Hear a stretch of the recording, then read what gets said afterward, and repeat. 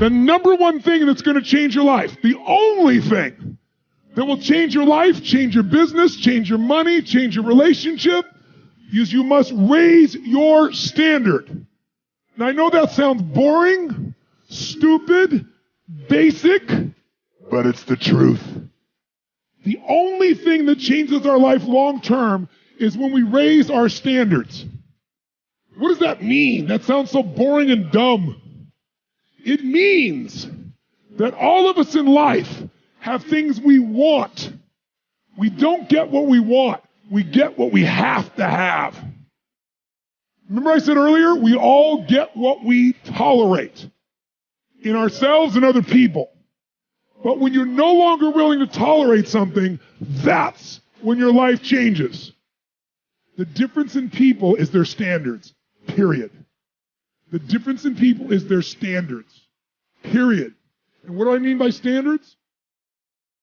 Everyone in the world has a list of things they think they should do. I should lose weight. I should work out. I should spend more time with my kids. I should work harder. I should make more calls. I should. And then you know what? People don't do their shoulds, and they get mad at themselves, and they what I call should all over themselves. They beat themselves up about it. What changes people is when your should becomes a must. When suddenly the thing you said should happen has to happen. That's when human beings change.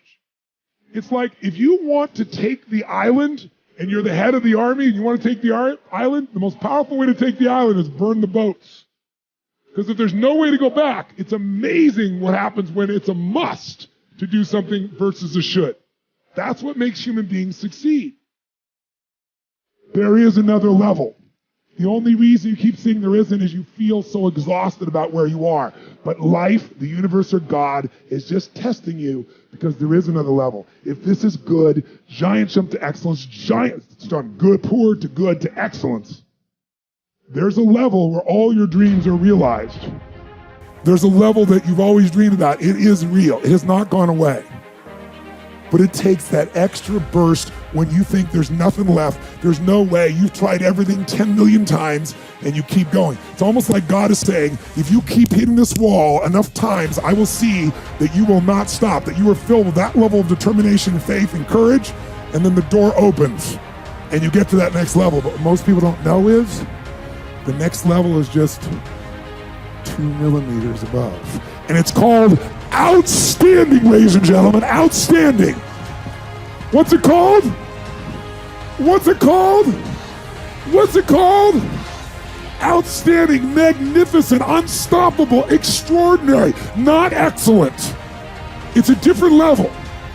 It's a level where you are not one of the best, you are the best. And you know what's amazing?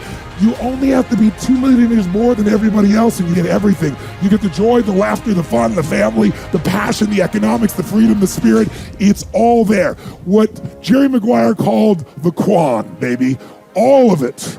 And it's just 2 millimeters above, and most excellent people give up because they're exhausted. And there's some people who go, the harder I hit it, the more I hit it, sooner or later it's going down, I'm not stopping. And when you do that enough, it pops open. Failure is part of life. I mean, the difference for me though is I look at failure as a stepping stone to success. It's a speed bump. I know I'm gonna fail, but it's not failure if you learn something. And so, gosh, I've made so many mistakes, I've screwed so many things up, but every time I do, it becomes a way for me to explain to someone else what it takes. You know, it's like, here's what I've done. I think I have the ability to influence people because I talk about my failures. I talk about all the things that mess me up, but I show people that I didn't let it stop me, and you don't let it stop you. And I think that's really the secret in that area. And if everything you touch was successful, you probably wouldn't be able to relate to people as much. No, you'll be relate, and also it's be total bullshit, and everyone knows it's bullshit. And also you'd be bored silly. I mean, think about it. If you just said, I want this and happen, I want this and happen, you know, people don't value what they don't fight for. You know, it's like you see kids sometimes in it, you know, your parents will say, you're not going to value this if you don't work for it. And your kid going, I'll value it, just give it to me, right? But it's true. Yeah. You know, the things we've worked the hardest for, we value the most.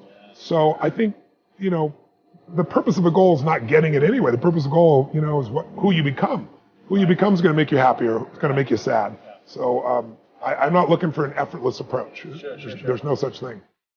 The only way to deal with fear that I've found in my life is a couple ways. One of those ways is to turn it on itself and ask yourself, what am I afraid of? If I'm afraid of that, I got to be more afraid of what I'm going to miss out on my mission, missing out on who I'm supposed to be. In other words, if you're not going to get rid of fear, then use fear.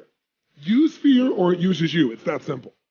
So you got to say, okay, what's the price if I just stay doing this? What's the price? What do I need to really get scared if I learn all this and I don't follow through?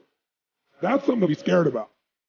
And then that fear will get you over your fear. It'll push you through. Turn fear on itself. Second way you can do it is use what you've probably heard me say, because I've used it since I was 17, is my little rocking chair test, right? I'm gonna sit myself in my rocking chair. I'm 85 years old and looking back on my life, and I say, I didn't do this, or I did. If you find your passion, you're gonna have this tremendous energy. It's sustainable energy. But momentum requires you always do the next thing to keep the momentum going. And the reason you get yourself in a passionate place is so that you change your life, and the only thing that changes your life is making a decision. So while you're in this passionate state, that's where you make decisions. You don't make decisions when you're like, oh, I don't know, what do you think? All right, let's decide. If you make a decision in a state without momentum, if you make a decision from a place where there's no passion, you are not going to get momentum. It'll kill momentum. It's decide, commit, and resolve. Some of you, in the past, you've gotten momentum. You've gotten passionate. You've even made a decision. But a decision is the first step. Decision is like a war. I got to do this or that. All right, I'm going to make myself do this. But commitment is when you now, after you've decided, you commit to do this for the long term. Whether it's hard or easy, doesn't matter. You're doing this. It takes it from this moment and it carries it into the future even when things are difficult. And the third state is resolve. Resolve means it's done. It's like, it doesn't even if you took action, it's done inside you, so it's done out there. There's no question whatsoever. Then once you decide, the only way the commitment and the energy and the momentum continues is if you take immediate, massive what, my friends? Massive what? Write down in your notes, massive action is the cure-all. Massive action is the cure-all. If you're having a difficult time with something, your relationship isn't where you want it to be, your finances are not where you want to be, your body's not where you want to be, your business is not where you want to be, you need to take massive action. And if that doesn't work, try something else. If that doesn't work, try something else. Keep going with massive action and you will find the way, because it will give you momentum.